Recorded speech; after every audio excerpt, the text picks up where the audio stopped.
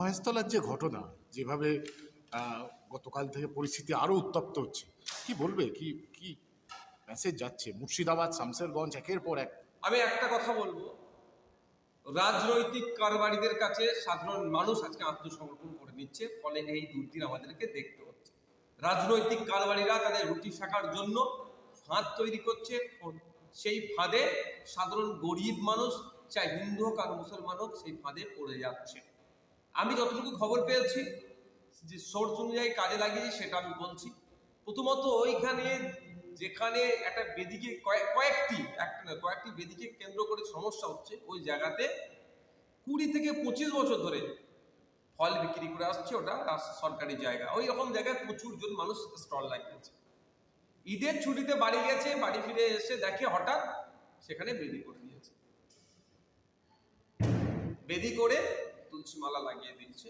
মানে হিন্দু ধর্মের ভাইদেরকে এটা একটা পরিকল্পনা, এটা ইচ্ছাকৃতভাবে একটা সাম্প্রদায়িক দাঙ্গা করে ভোটের ময়দানে ফায়দা নেওয়ার।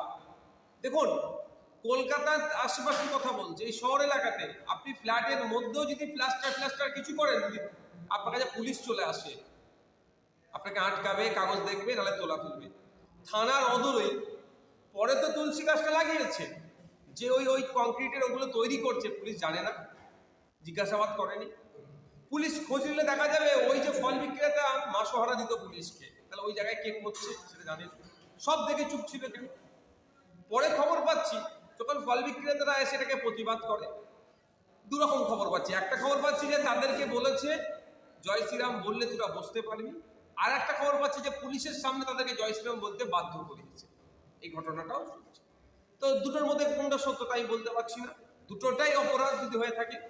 তো ওই এত ঘটনা ঘটে যাচ্ছে, তারপরে আশেপাশে এলাকায় খবর পেয়েছে, এলাকার মানুষ আসছে, বাঘ বিতণ্ডা হয়েছে, এবার পরিস্থিতি উত্তপ্ত হচ্ছে। এই দায়ভার তো রাজ্য প্রশাসনকে নিতে হবে।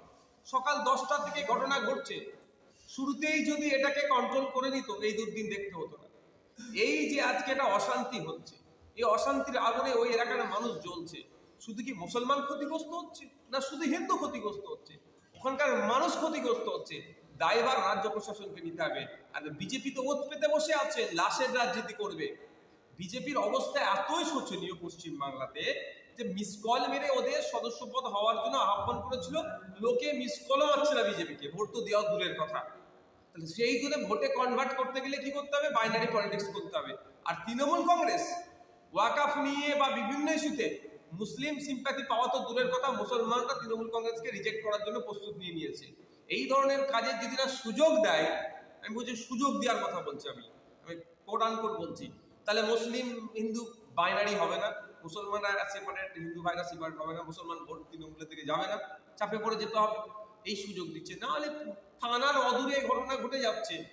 এত বড় ঘটনা ঘটলো কিভাবে?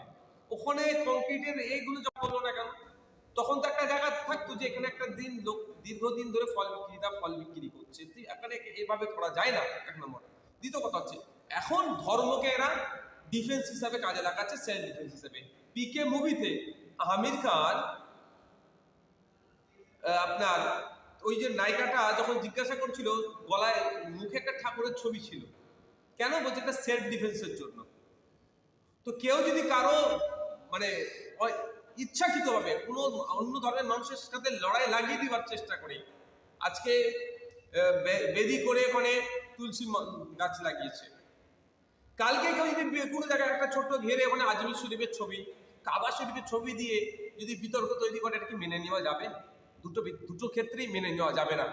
আমরা যতটুকু জানি, এই যে তুলসী তলা কোথা হবে সেটাও একটা নির্দিষ্ট ধর্মীয় আচরণ আছে হিন্দু ধর্মে। আমার ভুল হতে পারে, আমরা যদি ভুল বলি আপনি আমাকে শুধরে দেবেন।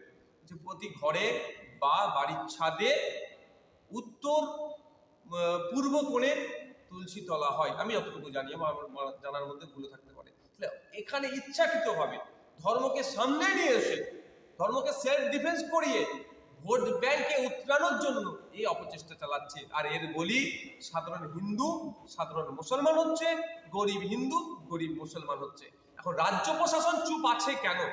একের পর এক ঘটনা ঘটে যাচ্ছে। শামশেরগঞ্জ, ধুলিয়ান, যেভাবে ওখানে হত্যা হয়েছে, খুন হয়েছে, গুলিবিদ্ধ হয়েছে, ভাঙচুর হয়েছে, আগুন লাগিয়েছে, প্রশাসন দায়ী।